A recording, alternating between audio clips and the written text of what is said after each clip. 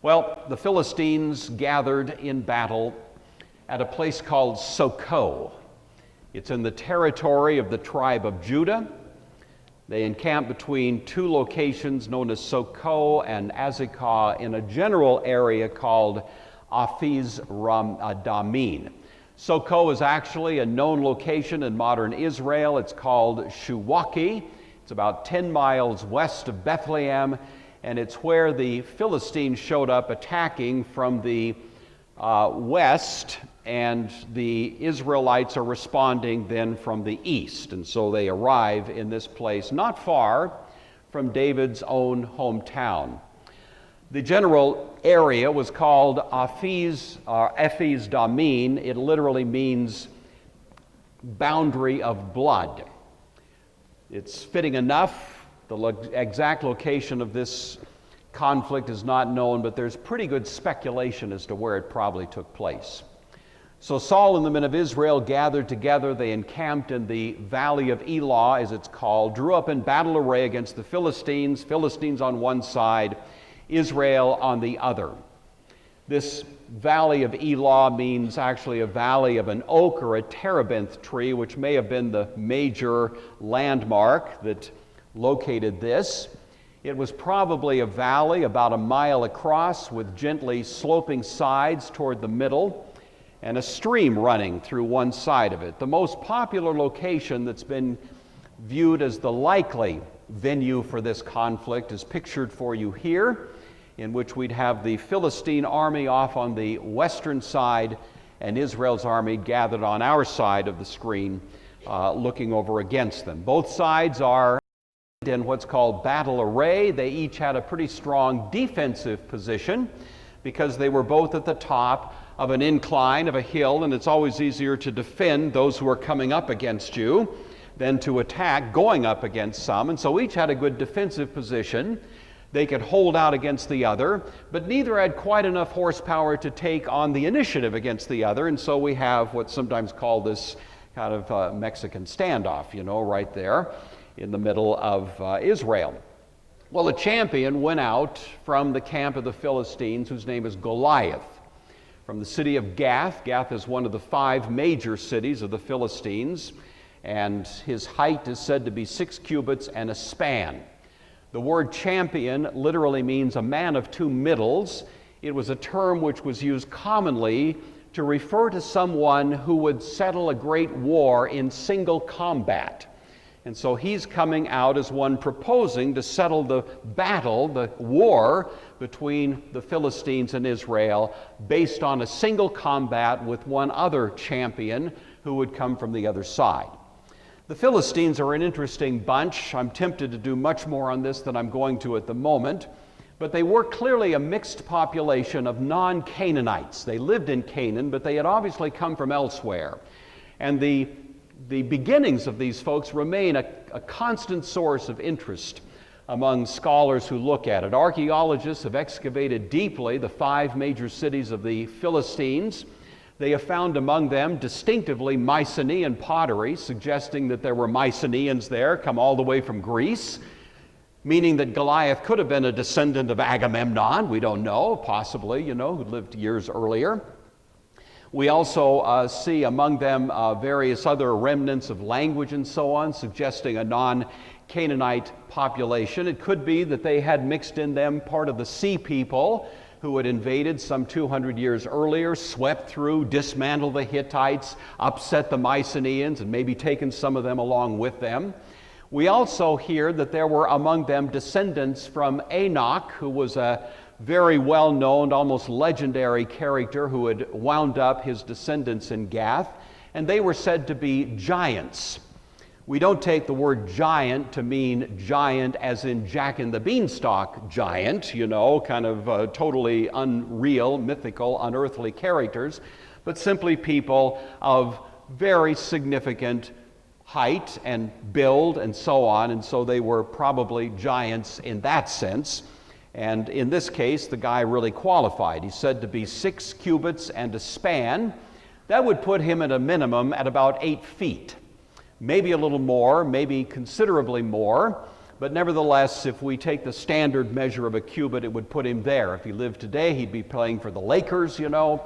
But at that day, his main job was to go out and be a champion. And I'm sure he was a formidable-looking guy in that connection. I was actually there and snapped this on my smartphone. So there the guy is, and he looks pretty awesome. The description that we have of him is intended, calculated to inspire in the reader a certain degree of awe. He has this bronze helmet, a coat of mail. The coat weighed 5,000 shekels of bronze. He has protections on his legs. He has a spear the size of a weaver's beam, an iron spearhead, 600 shekels. All of it is intended to say, who can ever beat this guy? This is just a little bit over the top, you know. Bronze fits with the time in history. This is the Bronze Age, and so the weapons of choice at the time tended to be this alloy of copper and tin that made a very formidable kind of metal that we know of as bronze. The 5,000 shekels would translate into about 200 pounds. And so he's carrying a fair amount, you know, of hardware with him. He's a big guy, but he's got a fair amount that's weighing him down in the process. One commentator who had a military background made an observation about Goliath, that the man was like a castle with good defensive power, but hardly prepared for the swift movement in combat that he was about to confront. I think 2 or 3 Navy SEALs might have given him a run for his money. And so we need to understand that even though the guy is kind of an awesome character, nevertheless, there's already built into the story a little bit of vulnerability in connection with this particular character. And there may be some application we can make in our own lives in that connection as we go along. Well, he came out and stood and cried out to the armies of Israel and said to them, "Why have you come out to line up for battle? Am I not a Philistine, and you the servants of Saul? Choose a man for yourselves. Let him come down to me. If he's able to fight with me and kill me, we'll be your servants. But if I prevail against him and kill him, you will be our servants and serve us." This is called resolving a war by single combat. It was somewhat, I won't say, you know, there wasn't a lot of this, but there was enough of it to say that this is the kind of thing that could happen. The Iliad, for example, has occasions when there's proposals of resolving a conflict based on single combat. Livy, in telling Roman history, refers to it. One very famous conflict took place involving a single conflict. The problem with it is that it rarely works. Generally, the losing side is not quite so prepared to accept the outcome. And so, just as was the case here, generally history attests to the limited utility of this, but it did represent at least a pretty good show to get the battle going. So the Philistine now adds insult to injury using a highly insulting word that isn't quite adequately translated. "I defy the armies of Israel this day. Give me a man that we may fight together." When Saul and all Israel heard these words of the Philistine, they were dismayed and greatly afraid. If we really gave an adequate translation of the word defy, we wouldn't use it in polite company in Sunday school. It was a word that was intended to really be insulting, you know, in a kind of vulgar sort of way. And he's handing it to the Israelites that they can't ramp up one guy with the courage to come out and meet him.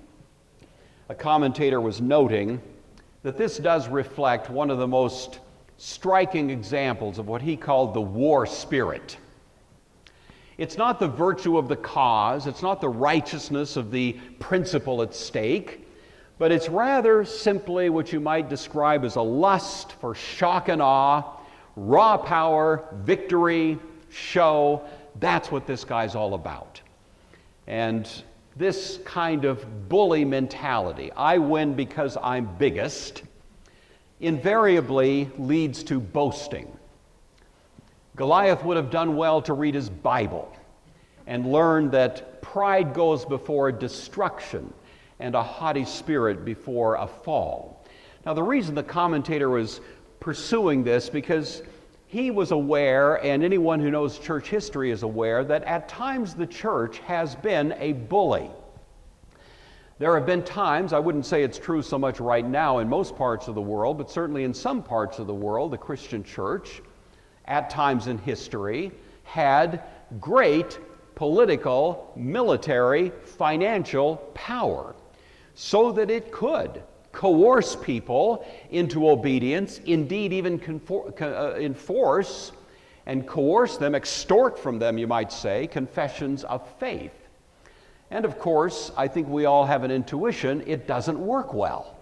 That when you force someone at the point of a gun to take a certain position or confess a certain outcome, what you actually breed within them is the deepest form of resentment and bitterness, and many times you create your worst enemies by so doing. And this particular individual was warning the church never to go into that kind of state of mind. It's not good for the church, it's not good for parents dealing with kids, it's not good for any of us dealing with any of us, to think that we can win the debate by outshouting the other side or out coercing the other side. And the warning was against any of us lapsing into being a Goliath. The church indeed is called, Jesus tells us this, to beat back the gates of hell, but we don't do it with bombs and bazookas. Sometimes weapons are necessary in conventional warfare, but when it comes to building the kingdom of God, we have different weapons. The apostle says, our weapons are not flesh and blood. They are the weapons of grace, the weapons of gospel, and I tell you, those are vastly more potent. And so, maybe the story of David and Goliath is designed to remind us that there is a better weaponry at our disposal than Goliath had dreamt of. Well, David was the son of that Ephrathite of Bethlehem, Judah, whose name was Jesse. He had 8 sons. The man was old, advanced in years in the days of Saul. The 3 oldest sons of Jesse had gone to follow Saul to the battle. The names of his 3 sons who went to the battle were Eliab, Abinadab, and Shammah. David was the youngest, and the 3 oldest followed Saul, but David occasionally went and returned from Saul to feed his father's sheep at Bethlehem. Jesse is said to be old, advanced in years, but arithmetic suggests he was probably about 60 years old. I'm almost 70. And some of you have got me beat on that number as well. So I don't know what that makes us, but old and advanced in years at least, I guess. We met the 3 sons of Jesse last week, Eliab, the oldest. All of these impressive young men, of course, Abinadab, Shammah. So we have again a mention of them.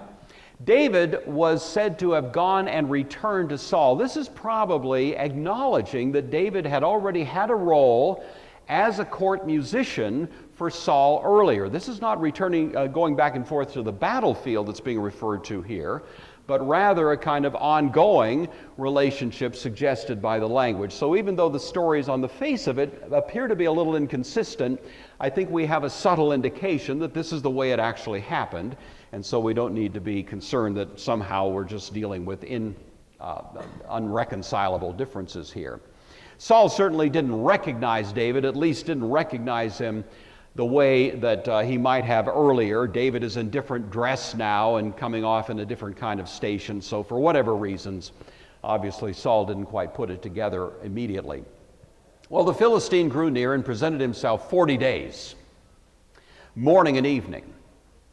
Meantime, Jesse said to his son David, okay, take now for your brothers an ephah of this dried grain and these 10 loaves, and run to your brothers in the camp, carry these cheeses to the captain of their 1,000, see how your brothers are doing, bring back news of them. Saul and they and all the men of Israel are in the valley of Elah, telling David where he can find them, apparently a well-known location, and so off he goes.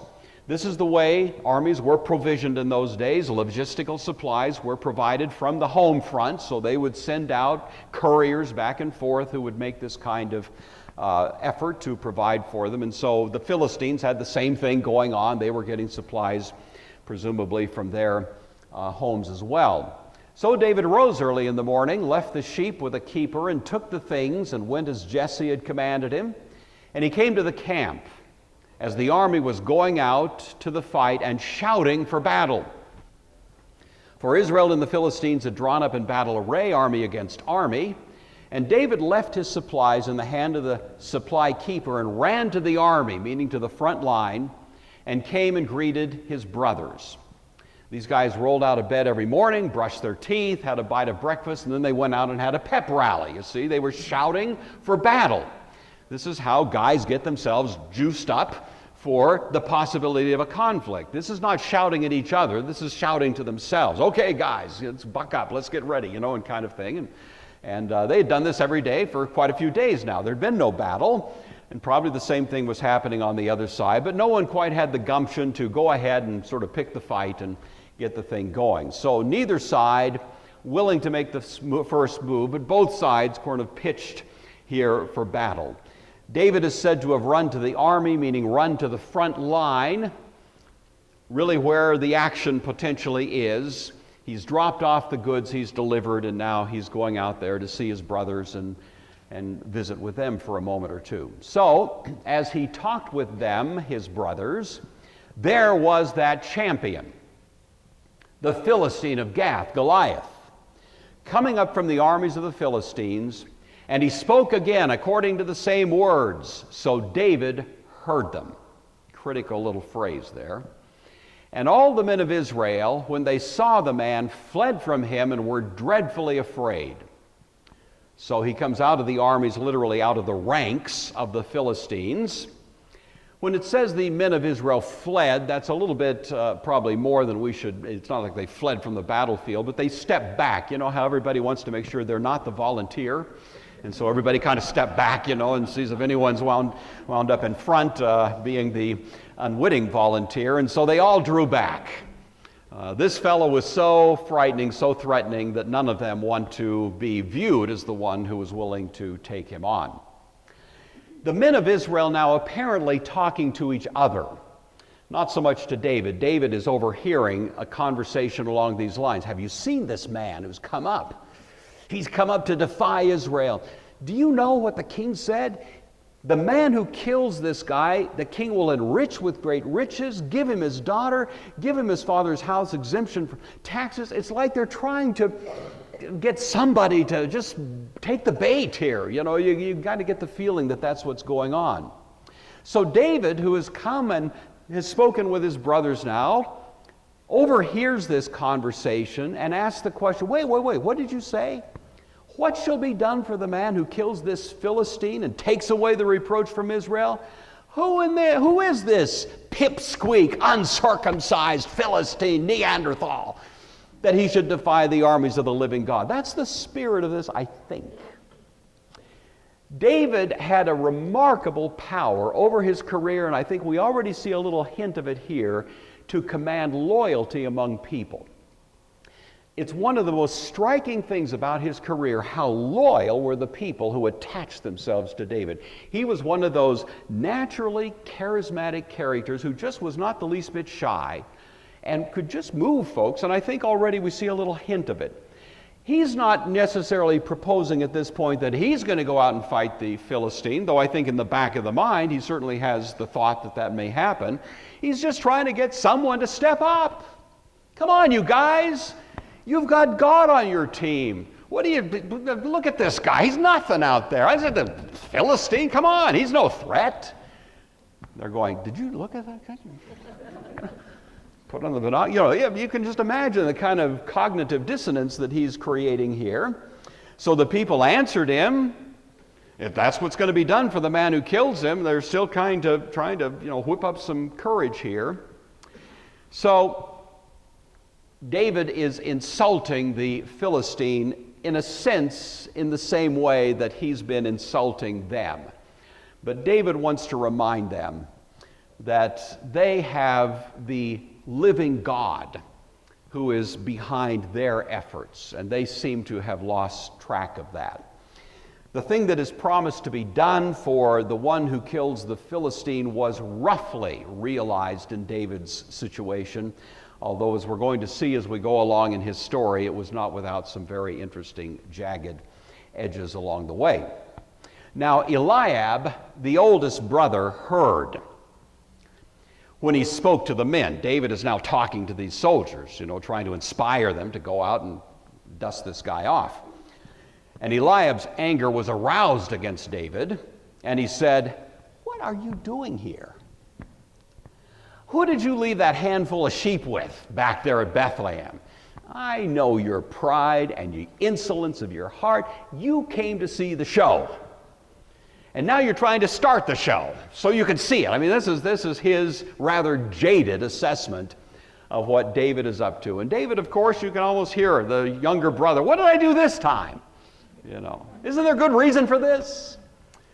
So Eliab is the oldest, probably a bit of a surrogate parent to his younger kid brother. I was 10 years older than my only sibling, my beloved sister.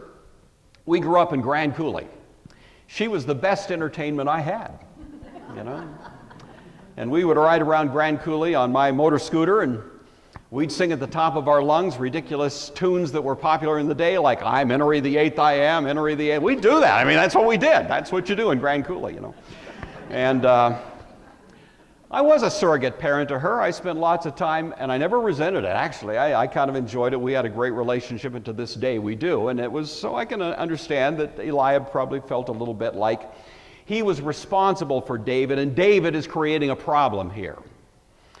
He believes David is just being insolent. He wants to see a show. David is on the front line. This is where the action is.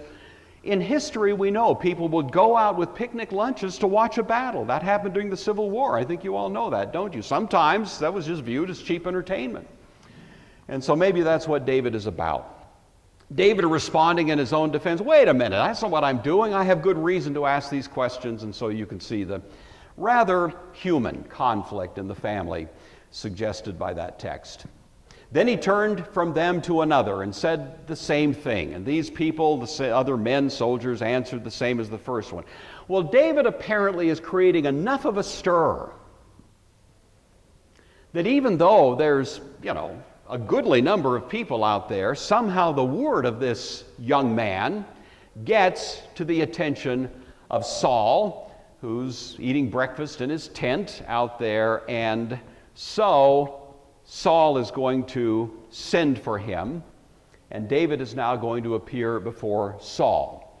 This is where we expect to see the story say, and Saul recognized David. "Oh, you're that guy that plays music for me," but there's no indication of that. So again, I think we can assume that Saul had just never really focused on David for whatever reasons, didn't recognize him now, and probably wouldn't have, and we'll just leave it at that. David said to Saul, "Let no man's heart fail because of him. I'll go and fight this Philistine." And Saul said to David, "In your dreams." That's in the Hebrew. You are not able to go against this Philistine and fight with him. You're just a youth. It's not the word for boy now. It's a young man. He recognizes this is a young man, but this guy's been a warrior. He's seen active combat since he was your age. How in the world can you envision doing something like that? So the question that arises, of course, did Saul know David? Maybe not. He'd only been one of the court musicians, or maybe so, but then David had only been one of the court musicians. He'd seen him as a musician, nothing more. I don't know. I'll leave it to you to judge that. That's the most glaring seems like loose end in the story, but I don't think it's all that big a deal. Anyway, Saul certainly didn't view David as a warrior capable of single combat with the giants. So David tells a story. David said, "Look, I used to keep my father's sheep," and the grammar here is "I've been a keeper," and implying that he may still be in that station, which indeed he was. "And when a lion or a bear came and took a lamb out of the flock, I went after it and struck it and delivered the lamb from its mouth. And when it arose against me, I caught it by its beard," is the word there, "and struck it and killed it. Your servant has killed both lion and bear. And this uncircumcised Philistine will be like one of them, because he has defied the armies of the living God." So he's been a keeper of sheep.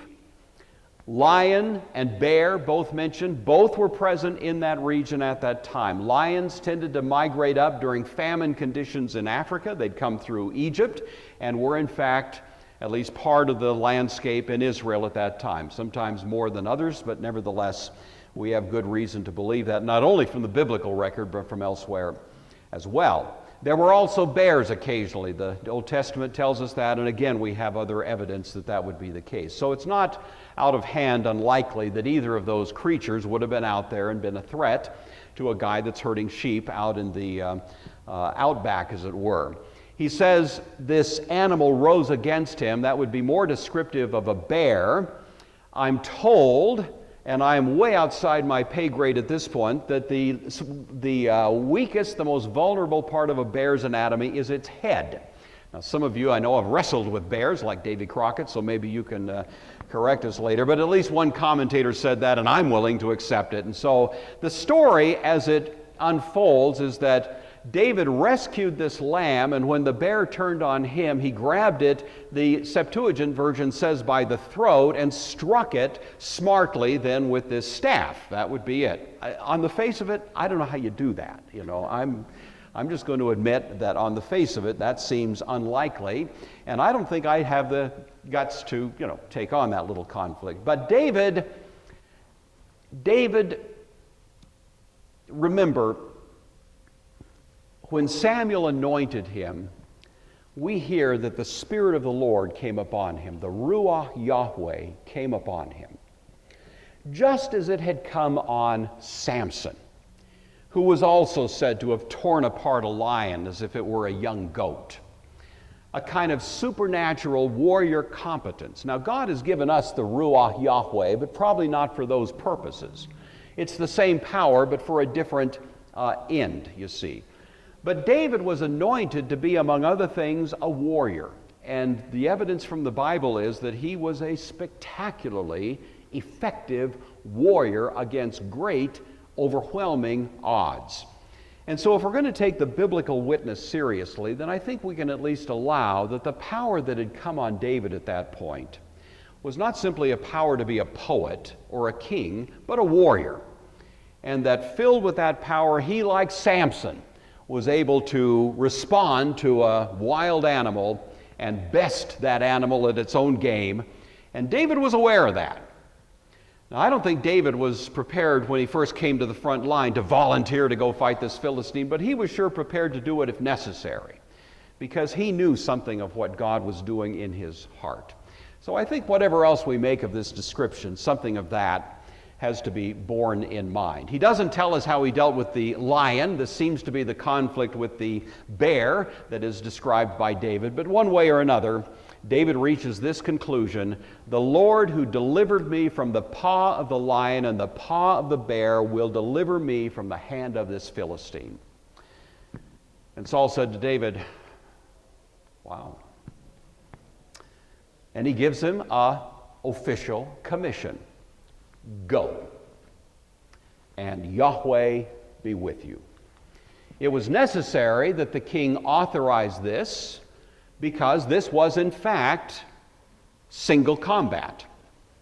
And so, in a sense, it's a little bit of courage on Saul's part, because at least on the face of it, if David loses, Israel becomes slaves to the Philistines. Now, what actually may have happened one way or another, we don't know, but that was certainly the stated arrangement, and Saul is more or less tacitly acknowledging that. But he was moved by David's confidence and the story he told, and I think Saul thought, who knows? Maybe this is something that, God is going to do here. So Saul clothed David with his armor, and he put a bronze helmet on his head, and also clothed him with a coat of mail. David fastened his sword to his armor and tried to walk, for he'd not tested them. So the king's armor was probably the best available. This was the most first-class, top-drawer equipment available to anybody there, and so Saul wants to make sure this fellow has every possible advantage. But of course, David put him on. He'd never worn this stuff before. We don't know how it fit, but we certainly know that as he began to try to maneuver and conduct himself as a soldier, that he felt he'd probably be no better off than Goliath was there, under 200 pounds of coats of mail and that sort of thing. David obviously preferred agility to the more lumbering, slow-moving Goliath with all of his equipment, and so he declined it. David said, I cannot walk with these. I haven't tested them. I haven't practiced with them. I don't want them. David took them off. He took his staff in his hand, and he chose for himself 5 smooth stones from the brook. And if the location I showed you earlier is indeed where it took place, there is a little stream that runs to this day with a lot of smooth stones in it, and so it could very well be that that was the location. He put them in his shepherd's bag in a pouch, which he had, and his sling was in his hand, and he drew near the Philistines. One commentator raised the question, how come David took 5 stones? You know, there's only one giant. But then he said maybe it was for the 4 brothers of Goliath, so who knows? But that the Bible doesn't say that. We don't know. Maybe he was hedging his bets. But anyway, he had 5 stones loaded and ready to go. He had his sling in his hand. The sling, as you know, can be a formidable weapon, and those who were skilled in its use were considered an awesome and fierce kind of attacking force in the ancient world. And so we are, of course, again dealing with something that certainly has some facial credibility. What's interesting is we never hear again of David using a sling in connection with a battle. This is the only time that he ever uses a sling, but apparently he'd practiced with it and was pretty competent in its use. So here we are. The Philistine came and began drawing near to David. And the man who bore the shield went before him. And when the Philistine looked about and saw David, he disdained him. For he was only a youth, ruddy, good-looking. The Philistine said, what am I, a dog? You come out with me your sticks? The Philistine cursed David by his gods. The Philistine said, slap talk, you come here. I'm going to feed you to the birds and to the animals before this day's over. The Septuagint says that he said, you come at me with sticks and stones. That may have been in better Hebrew manuscripts, so we'll allow that either way. When it says he cursed him by his gods, it's actually singular in Hebrew. He cursed him by his God. And that probably refers to Goliath's tutelary deity, as it's called, the special patron. That was the one that was supposed to oversee Goliath, the one to whom he had probably made sacrifices that very morning, the one who was supposed to be the special protector and so on of Goliath. And so it was probably that god in particular. We don't know who it was, but nevertheless he appeals to that one and uses that as a basis for cursing David, who he believes is no match for him and his God. Well, David has slap talk of his own, but it sounds a little different. You come to me with a sword and a spear and a javelin. I come to you in the name of the Lord of hosts, the God of the armies of Israel, whom you have defied. This day the Lord will deliver you into my hand, and I will strike you and take your head from you. And this day I will give your carcass, the carcass of the land of the Philistine, or the camp of the Philistine, to the birds of the air and the wild beasts of the earth, and all the earth will know that there is a God in Israel. Then all the assembly shall know that the Lord does not save with sword and spear, for the battle is the Lord's, and he will give you into my hand. So David does not appear to be very intimidated. He only mentions Goliath's offensive weapons: sword, spear, javelin.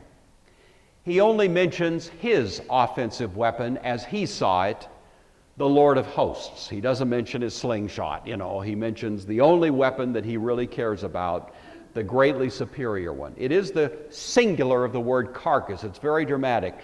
We're going to leave the carcass of the Philistine camp out here. Kind of a powerful and dramatic sort of force in the way that it is stated. But maybe the most touching part of all is David's appeal to all the earth. David has an instinct for the gospel. We understand the gospel is for the world. It's not our private possession as Presbyterians or Americans or anything else. It belongs to the world. It belongs to the world. And there's always been, in the best of the Christian psyche, a sense of taking this to the world. And Israel was, in a sense, commissioned to be a priestly nation, a pastor nation to the nations in the ancient world, with the central sanctuary not simply for the worship of the Israelites, but for the worship of everybody. And David already sees here the impulse of the good news that there's a true and living God in Israel as being something not simply for the consumption of Israelites, but for the consumption of the whole world. And so this is interesting. Even now, he makes that appeal to the trajectory, as it were, of the gospel and how he responds. So it was, when the Philistine arose and came and drew near to meet David, that David hurried and ran toward the army to meet the Philistine. Then David put his hand in his bag and took out a stone, and he slung it and struck the Philistine in his forehead, so that the stone sank into his forehead, and he fell on his face to the earth. It's said that Goliath arose because before these conflicts in single battle, both warriors would sit. And they do this kind of, talking back to each other, trying to arouse each other to a battle state of mind. So he arises from a sitting position and then begins moving, probably fairly slowly, like a moving mountain. Interestingly, the equipment that Goliath had would not have included a visor on his face. That was invented by the Spartans. Later, first time in history, we find that big nose piece, you may recall from photos you've seen, of the protection. I don't know if they took a lesson from Goliath, and that's how they figured this out. But anyway, that did leave one little vulnerable part. Just like that bear had a vulnerable head, Goliath here had a vulnerable head. So we hear that David let fly this stone, struck the Philistine. A sling can be used with great accuracy. There was a History Channel show, I watched it was some years back, in which they actually took up the hypothetical question, could David have killed a giant with a sling and a stone? And they gathered some of the better and more proficient slingsters? I don't know, but and they, I'll tell you, it was convincing to everybody. These guys at several yards, maybe 20 yards distance, could hurl a stone and hit something the size of a silver dollar. They were very good. And the speed of a stone coming off a sling would be somewhere around 100 miles an hour. Now, I don't know if you've ever been hit in the head with a rock coming at you at 100 miles an hour, but that will leave a dent, you see. And there's no hyperbole here when it says the stone sank into his forehead. He had a headache for sure. But probably worse. Knocked him out cold, maybe killed him. The text is actually slightly ambiguous on that. But one way or another, Goliath was at least stunned, fell on his face to the ground. So David prevailed over the Philistine with a sling and a stone, and struck the Philistine and killed him. But there was no sword in the hand of David. Therefore David ran and stood over the Philistine, took his sword out of its sheath, and killed him, and cut off his head with it. And when the Philistines saw that their champion was dead, they fled. This phrase, he killed him with a sling and a stone, is intended by the author to create for us the impression this was one extraordinary and unexpected victory. Goliath was killed, it says earlier in that paragraph, with a stone, and later in the paragraph by the sword. Don't know which one killed him. I don't know if David knew which one killed him, but he made sure that the job was done by the time he was through. And so we reach this inevitable conclusion. He takes a sword from Goliath, because the weapons of our warfare differ from the weapons of the world, one commentator remarked. And so he uses the weapon of the enemy against the enemy. There's been many interesting occasions in biblical history and in church history where the wicked have dug a pit for themselves, though they intended it for their enemies. King Henry VIII chased William Tyndale around the world for committing that horrible crime of translating the Bible out of Greek and Hebrew into English, and eventually was able to catch him, and he was burned at the stake. And the last words, of course, of William Tyndale were these: "God, open the eyes of the King of England." And unwittingly, Henry, 2 years later, authorized the distribution of the Tyndale Bible throughout England. He regretted it from that day on, because from that day on, that Bible became ubiquitous. It was in every church. Homes had it, and people were debating the contents of the Bible everywhere, from the seminaries to the bar rooms. They were reading the Bible, and they were, and many people believe, many historians would argue, that the real beginning of the Protestant Reformation, the beginning of the Puritan movement in England, was when Henry VIII opened the door to the Bible translated by his worst enemy. We see that in history on many occasions, and something like that may be suggested for us here. Well, David cuts off the head of this guy. The ultimate proof, carrying out a motif that runs through the scripture of crushing the head. The proto-evangelion of Genesis 3:15 says, "He will bruise his heel, but he will crush his head." And that is, of course, predicting the work of Messiah, crushing the head of Satan, the serpent, in that occasion. But in the Old Testament, we find a variety of occasions where the head is crushed dramatically. Jael, this brave woman, puts a tent spike through the head of Sisera, the man who was resisting Barak and Deborah, you recall, crushing the head. If you read and look for that, you'll find many occasions when that motif is carried out. This is one of them. The head is crushed, kind of carrying forward for us, renewing once again that great coming vision of the work of Messiah at the cross. Here, Goliath is called their champion, but it's a different word now. It's the word that actually means hero. Their hero is dead. And so the men of Israel and Judah arose and shouted and pursued the Philistines as far as the entrance of the valley to the gates of Ekron, another of the Philistine cities. The wounded of the Philistines fell along the road as far as Gath and Ekron. Then the children of Israel returned from chasing the Philistines, and they plundered their tents. Israel and Judah are always named separately because there's always a little tension between them. The united monarchy, as you know, eventually becomes the divided monarchy along that line. They chased them to the gates of Ekron. That's the northernmost and most distant city of the Philistines, through a region of Israelite territory. Then the Israelites returned to the camp of the Philistines and plunder their goods, because of course they all left in a panic. David, for his part, took the head, the trophy as it were, of this Philistine and brought it to Jerusalem. And he put his armor in his tent. Jerusalem doesn't belong to the Israelites yet. It's called Jebus. It's inhabited by the Jebusites. It is David himself who will eventually take Jerusalem and create within it what came to be called the city of David. So again, this is a prospective ultimate outcome, that he took this and it was a trophy of his throughout the rest of his career. That withered up, shriveled up head of Goliath was probably up there on the wall, you know, right above where they ate dinner. So it was one of those things that David never wanted to surrender.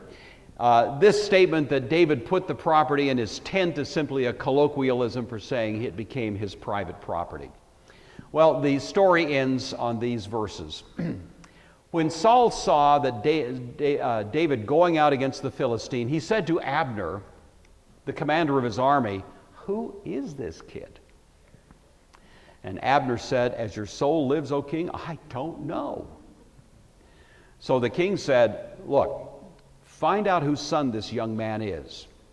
When David returned from the slaughter of the Philistine, Abner took him and brought him before Saul with the head of the Philistine in his hand. And Saul said to him, "Who was that masked man? You know, who are you? Whose son are you?" And David said, "I'm the son of your servant, Jesse the Bethlehemite." So, whether Saul recognized him before, he sure recognizes him now. He was a young man. He was a youth. He's probably 17, 18, 19 years old, right in that But of course, the impression that he created not only in Saul's mind, but in the minds of all of those who were part of this military force was an irreversible impact that would continue for years to come. So the conversation that is described here took place after this whole conflict with the Philistines was over, and it prepares us for the first chapter or the first paragraph of the next chapter, in which we find a warm friendship forming between Jonathan, the oldest son of Saul, and David, who become lasting, lifelong friends, one of the most beautiful tributes to friendship that you'll find anywhere in the Scriptures. So we'll pick up that story next time. All right, Sunday school lesson shouldn't be too hard to figure out. We have giants in our world. Sometimes they're personal giants. I suppose every one of us in this room could name a time when we felt like we were up against a Goliath, of sorts. Sometimes we look at the political landscape and we see giants out there. Political, intellectual, financial giants. They look scary. They look threatening. They look insurmountable.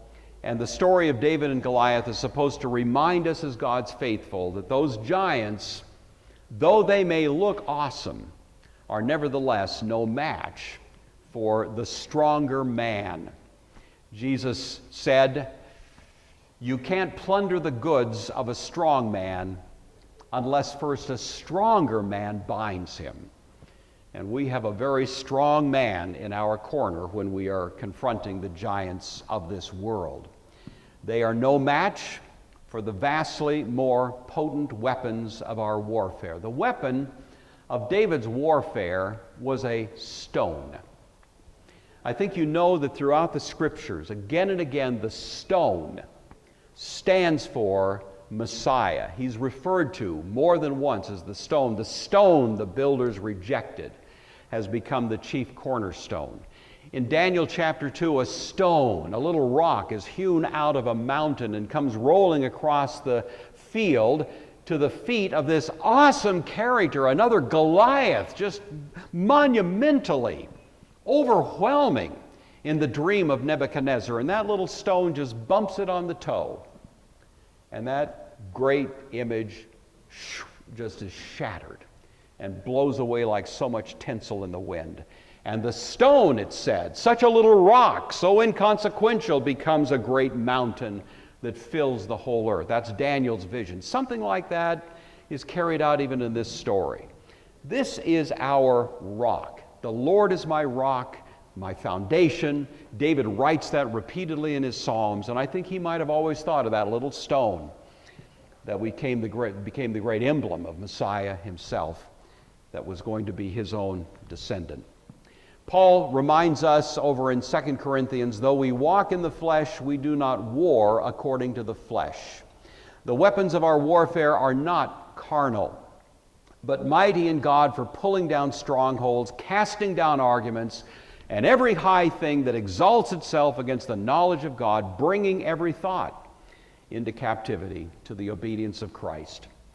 So the victory of God in history is certain. The victory of God in your life is certain, regardless of the giants that you may feel like you're facing today, or that may confront you in the future, or that have met you in the past. You will crush its head. Paul wrote to the Romans when the rising hostility of Rome against Christians was still just on the horizon, but people were sensing it was coming. And he said to them in the conclusion of his great letter, "For your obedience has become known to all. Therefore I'm glad on your behalf, because I want you to be wise in what is good, simple concerning evil, and the God of peace will crush Satan." An allusion back to Genesis 3:15. Crush the head of this serpent under your feet shortly. That was the great consummation of this crushing of the head motif that runs through the Scriptures. It happened at the cross. And as a result of that, we go through our experience as Christians knowing that we're on the other side of that great conflict, living in the victory that Christ won. We're not going to cover every chapter that deals with David in the Old Testament, so I'm going to take up my teacher role here and give you a reading assignment each week.